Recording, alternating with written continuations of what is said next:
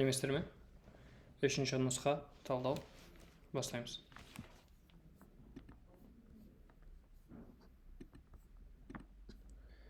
Бірінші сұрақ. Біздің заманымыздан бұрын үшінші және де екінші мыңжылдықтар аралығын қамтитын дәуір. Ол бізде БЗБ 3-2 десе, қараңыздар, неолит кірмейді. Неолиттікі БЗБ 5-ші және де 3-ші болып саналады. Палеолит келмейді, ол сіздерде даже ОБТ-да келмейді, өйткені ол 5-ші сыныптың информациясы. Мезолит келмейді тоже, жауабы бұл жерде энолит. Яғни БЗБ 3-ші және де 2-ші мыңжылдықтар аралығын қамтитын.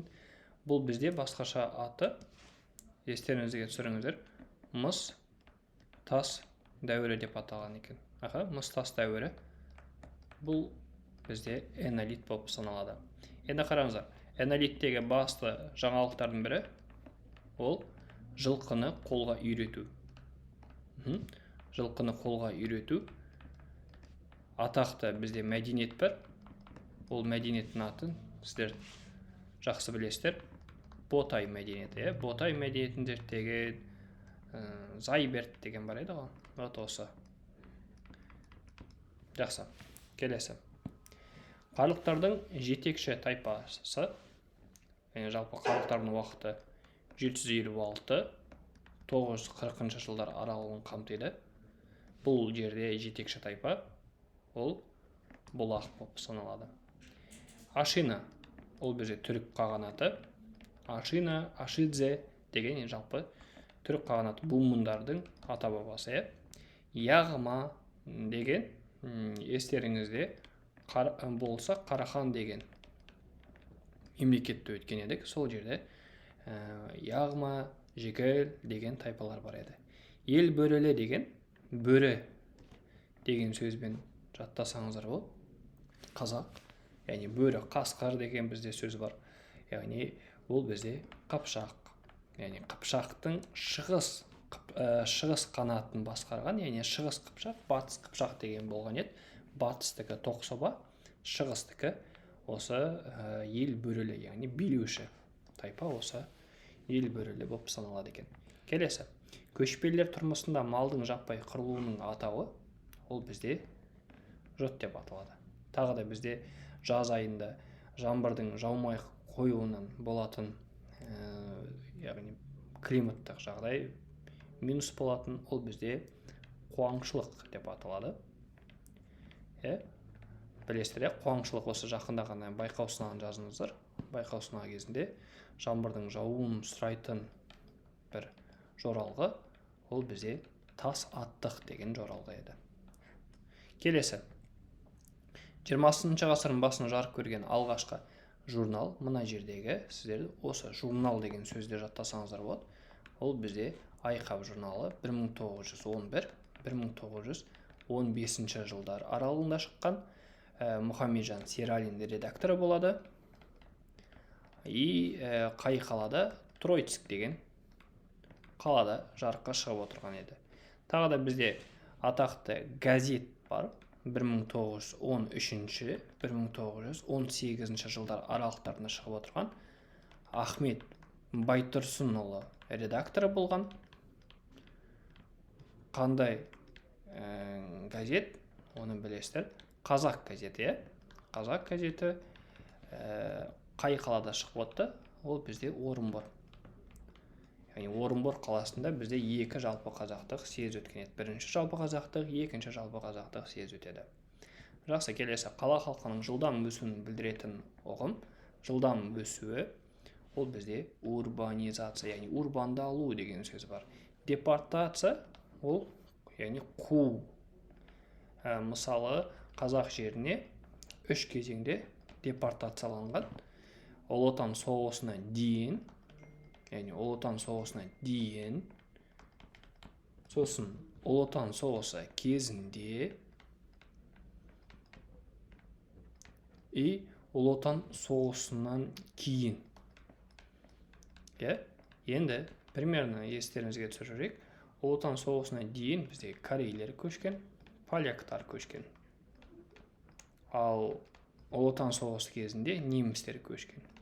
Ал Ұлы Отан соғысынан кейін біздегі жаңа шешен халықтары, чеченецтер, аны бізде айтады ғой, мен чеченецтер қазақтармен соғыспайын, төбелеспеймін деп айтатын себебі де осы, өйткені бауырлас халықтар, біздер оларды жаңағы өз жерімізде қарсы алып, бір нанымызды бөлісіп жеген кезең болды. Сол үшін де, яғни біз бауырлар болып кетеміз. Вот осы. Келесі. Мемлекеттің негізгі, яғни дулат тайпасы иеленген Маңлай сүбе аумағы құрады. Ол бізде Моғолстан деген мемлекет. Моғолстан Жетісу аймағында, солтүстік Қырғызстан және де Шығыс Түркістан аймағы десек болады, сәл. Шығыс Түркістан. Вот осы аралықтарды қамтыған мемлекет, ол бізде Моғолстан мемлекеті.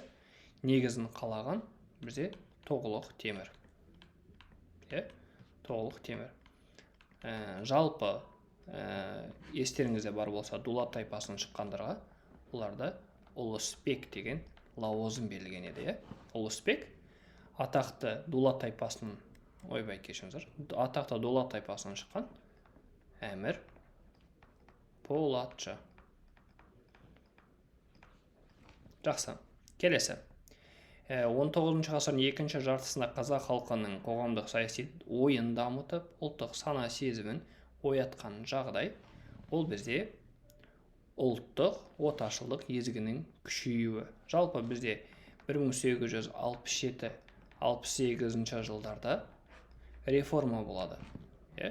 Реформа бойынша қазақтардың жерлері біршама тартып алынады, басқару жүйесіне де өзгерістер болады. Мысалы, генерал-губернаторлық, әскери губернатор, уезд бастықтары Ресейден өздері сайланса, ал жаңағы болыс, ауыл старшыны, өте төмен дәрежедегі лауазымдар тек қана қазақтар алды. Яғни ол жерде сосын дискриминация мәселесі болды. Мысалы, Красовскийдің айтатын сөзі бар. Орыс ұлтының мен қазақ ұлтының бірге бір жерде жұмыс істесе, қазақтардан қарағанда жоғары зарплата алатын еді деп айтады. Яғни дискриминация тоже болды. Дін мәселесінде де тоже болды.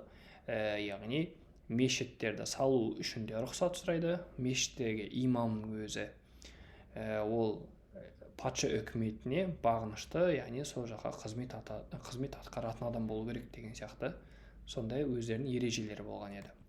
Жәңгір хан қалмақтармен күресте одақ құрды. Яғни бұл біздегі қай жәңгір ойлап қалмаңыздар. Бөкей ордасындағы жәңгір емес, қазақ хандығындағы жәңгір 1629 немесе 28 дейді. 1652 жылдар аралықтарында болған. Ол бізде қырғыздармен одақ құрған еді.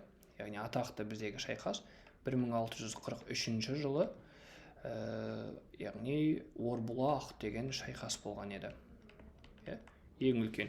Өйткені бұл кезеңде естеріңізде бар болса, Жоңғар хандығы құрылған еді. Жалпы Жоңғар хандығы 1635-тен 1758-ге дейін құрылған еді. Жоңғар хандығы деп жазып қойсайын мына жерге. Енді қараңыз, Орбұлақ шайқасында 600 қазақтар против 50 мың кімдер? Жоңғар болады. Сол кезде қазақтар жеңіп шығады. Яғни әрине бізге көмекке келді, Жалаңтөсіп деген батыр келді 20 мың әскермен. Осы шайқаста өте күшті тактика, стратег болған Жәңгір ханға Салқам деген жәңгір, Салқам деген лақап ат қосылады. Жоңғарлардың 50 мың әскерінен 10 мың әскері қырылады екен. Келесі. 19 ғасырдың 50 жылдар Есет батырдың Ресей империясында бейбіт келісім жасасу шартын қабылдау себебі, яғни бұл бізде былай айтсақ болады оқушылар, жалғыз ғана көтерілісші, яғни Ресейде тірі кезінде мойындап көтерілісін тоқтатқан. Бұл жердегі жауабы А варианты келеді. Ресей қуатты әскери машинасына қарсы күресудің пайдасы жоқ. Нақтырақ айтатын болсақ, 1858 жылы яғни мойындап сонымен тоқтатады.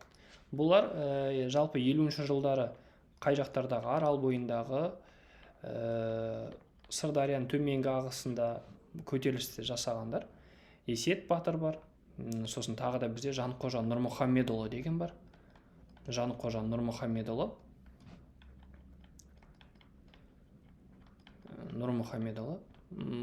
мысалы Жанқожа Нұрмұхамедұлы қай жақтан шыққан десе, Шекті деген рудан шыққан кіші жүзден. Ол кісі Хиуа, Қоқан, Ресейге қарсы соғысқан. Мысалы Жанқожамен бірге бұрында Кенесары бірге соғысқандардың бірі, яғни шайқасқан. Мына жерде 1858-де Есет батыр жаңағы Ресейдің билігін мойындайды, өткен жеңілгендігін мойындап. Сосын тағы да бар, даже Ресейдің арнайы жазалаушы отрядтарын басқарған қазақтарда да болған 1855 жылы. Мысалы Арыстан Жантөрин деген именно жаңағы Есетке қарсы жазалаушы отрядты басқарады. Сол кезде Есеттің әскері осы Жантөринді жеңеді. 58-ді тоқтатады шынымен де, өйткені орыстардың әскер саны бойынша ол өте көп болған еді. Ұлы Отан соғысының қаһармандары Бауыржан Момышұлы, Бақтыораз Бейсекбаевтарға ортақтайық. Ол жерде батыр атағын соғыстан кейінгі уақытта берілді. Өйткені тірі кезінде бұл кісілердің еңбектері бағаланбады. Даже Бауыржан Момышұлының өзі 1990 жылы ғана алды. Жаңа Кеңес одағының батыры дегендерді. Бақтыораз Бейсекбаевқа жалпы ол кезде Кеңес одағы уже болмады. 1998-де яғни Ресей Федерациясының батыры және Қазақстан халық қаһарманы деген батыры беріледі, яғни сонда атақтар беріледі. Бауыржан Момышұлы Мәскеу үшін соғысқа қатысқан. 2000 жылы ғасыр адамы болып жарияланады. Және де Бауыржан Момышұлы тірі кезінде Кеңес одағының батыры дегенді атақталмайды. Оны сіздер білесіздер. Момыш ұлы болған үшін оқиғалар бар еді, Момышев деп шақырмаңдар деген сияқты. Келесі контекст сұрақ, Моңғол мемлекетінің құрылуы деген. Оқыдыңыздар деп ойдамын. Жауаптарын бастап кетейік. Мәліметім бойынша Шыңғысханның Қаған деген атанған мерзімі, жалпы Шыңғысхан қашан билеуші болды? 1206 жылы. 1206 жылы, оны ғасырға айналдырасыздар. 13-ші ғасырдың басы болады. Сонда Б варианты болады. Келесі, мәліметінде және білімдеріңізді пайдаланып Шыңғысхан бағындырған алғашқы хандықтар, ол бізде Б варианты 1201, 1203, 1204 жылы. Яғни 1201-де ол Жалайырда басылады. 1203-те Керейде басылады. 1204-те Наймандарда басылады. Сосын 1206-та өзінің мемлекетін құрады. Мәліметім бойынша Моңғол империясын құрудағы Шыңғысхан тарихи рөлін анықтаңыз. Бұл жерде жауабы көшпелі моңғол және көршілес түркі халықтарын басын біріктірді. Шынымен де моңғолдар Моңғолия жеріндегі тайпалардың барлықтарын басын біріктіріп бір орталықтан басқарады. Көршілес түркі халықтарын тоже басын біріктіреді. Яғни жаңағы Найман, Жалайыр, Керей, бүкілдері жан-жақтан жиналып, яғни бір басқарушы жүйеге уже келе бастайды. Келесі тарихи білімдерді пайдаланып Шыңғысханның жасақ заңының негізгі бөлімі, бұл өзінің нақыл сөздері, и келесі бар жалпы заңдар. Жалпы екі бөлімнен тұрады, өзінің нақыл сөздері, екінші жалпы заңдар. Келесі, Қазақ ханның билеушілері тарайтын әулет. Жалпы Қазақ хандығының билеушілері Ақ Орда деген хандық болған. Сол Ақ Орданың ханның ұрпақтары, яғни Ақ Ордадағы Ұрыс деген естеріңізде бар болса, Ұрыс ханның ұрпақтары.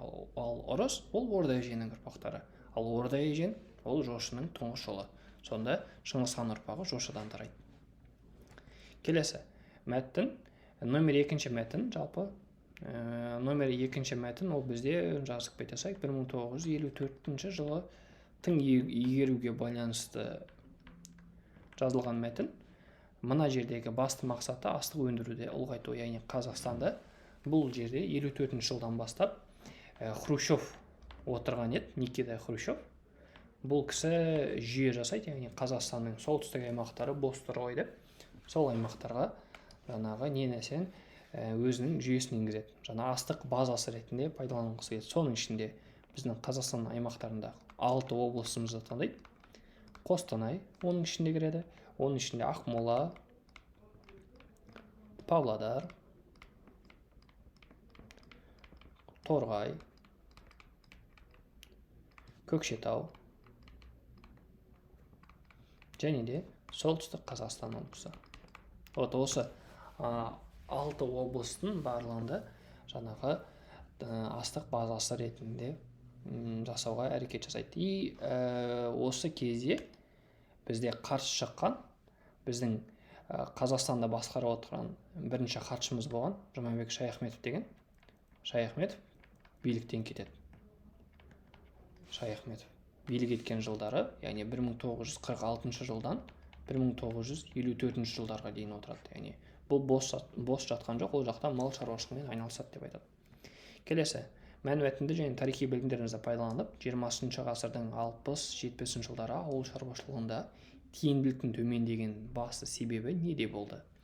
Бұның басты себебі болған ана жерде қарай асыл өнімдерді шетелге көп сату, ауыр өнеркәсіп жұмысшыларын ауыстыру, жеңіл өнеркәсіп жұмысшыларының еңбек нәтижелерін қосу. Жауабы Д болады. Шаруаларды еңбек нәтижелерінен айыру. Яғни бұл алдағы уақытта бір нәрсеге алып келеді.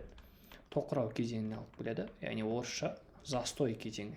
Яғни өкінішке орай импорттаушы елден, яғни экспорттаушы елден импорттаушы елге айнала бастайды. Шикізат көзі ретінде ғана жасады да, бір продукт ретінде жасамай қойды. Сол үшін де минус бола бастайды. Сол кезде экономикалық жағынан сәл дағдарысқа ұшырай бастаған. Келесі, тың және тыңайған жерлерді игеру тигізген зардаптардың бірі, жаңа айтып кеттік, дәстүрлі мал шаруашылығы шығынға ұшырады. Келесі, номер 2 мәтін бойынша тың және тыңайған жерлерді басталған жыл 1954 жыл. Келесі, мәтін, яғни ішінде дұрыс дәйекті табыңыз дейді. Яғни дұрыс дәйек ішінде қайсы дұрыс? Бұл жерде бірінші вариант дұрыс, яғни С варианты. Тың игерілген аудандарда жылқы саны азайды деген сияқты. Өйткені мал шаруашылығын барлығын тоқтата бастағаннан кейін күрт өзгере бастайды, яғни егінге ауысып кеткендіктен. Вот осылай. Жақсы, сау болыңыздар.